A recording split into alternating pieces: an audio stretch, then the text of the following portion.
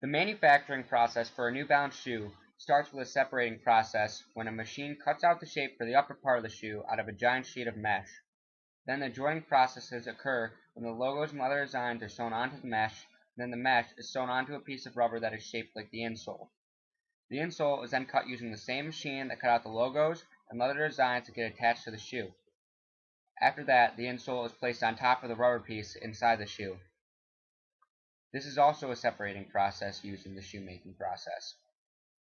After these processes are completed, the molding process starts with injection molding, which is used to mold the tiny cylinders that hold the holes for the shoelace to pass through open.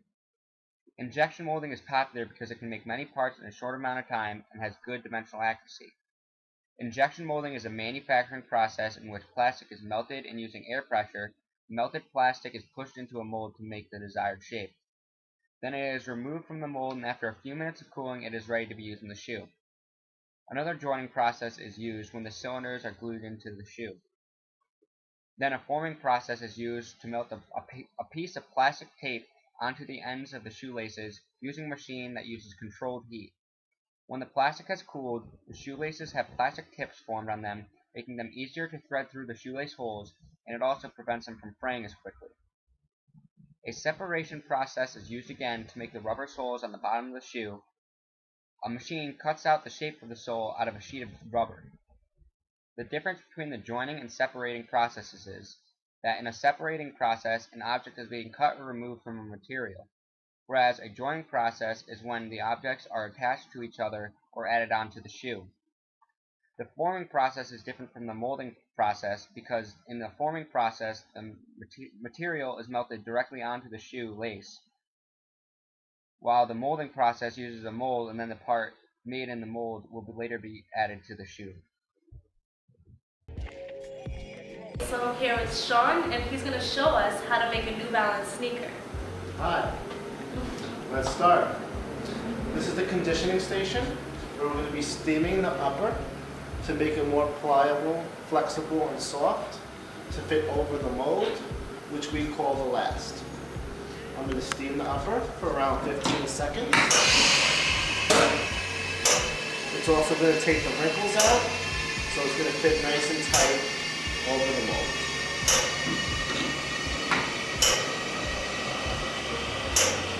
As you can see, it's already changing shape.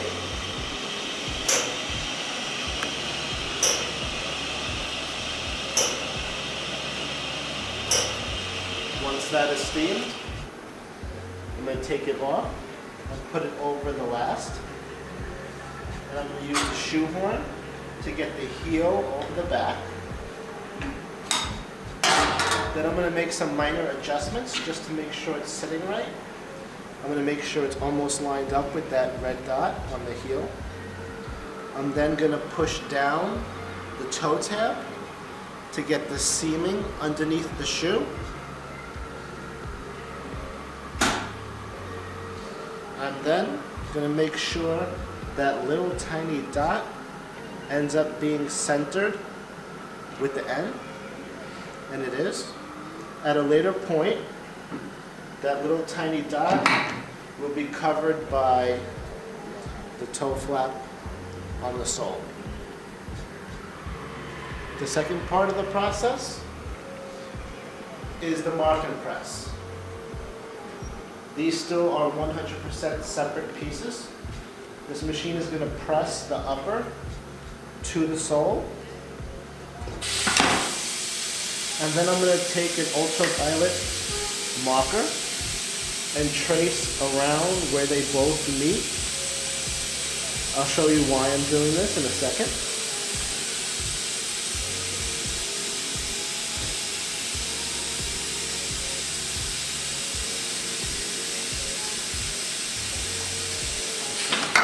Once that is done,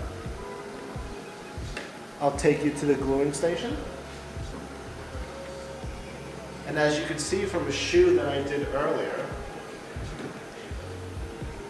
you can actually see the lines that go all the way around the shoe. And that's so I know where to attach the sole to, as well as where to put the glue on. I would then glue the bottom of the shoe and the sole, and that takes around 15 to 20 minutes to dry. The glue that we use is only activated with heat, which is why we use a machine called the flash activator. The upper part of the shoe is going to go on the right, the sole is going to go on the left, and it's going to come down like a big oven.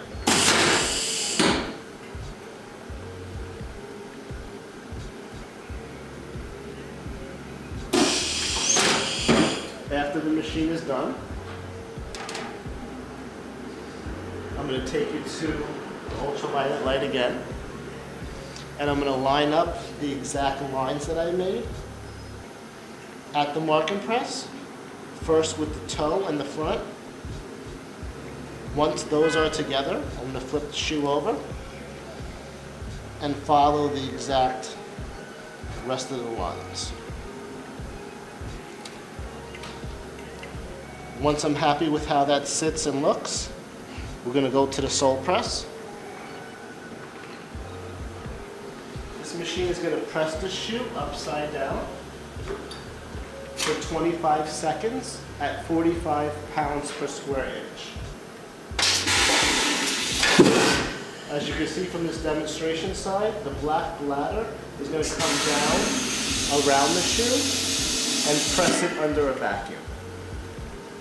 This machine has enough pressure to lift a car.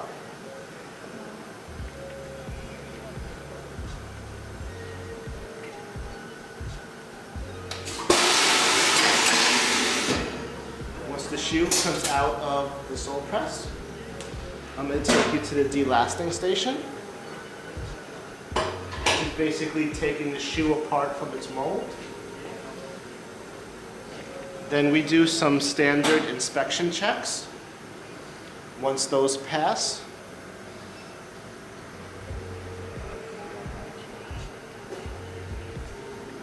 then this would be your shoe, assembled from the components that you saw just a few minutes ago. A plastic bottle cap is an example of a manufactured product that was made with injection molding. A wooden table is an example of a manufactured product that used a finishing process. The finishing process for a table is when polyurethane or wax is coated onto the wood to help preserve the wood from chipping as quickly.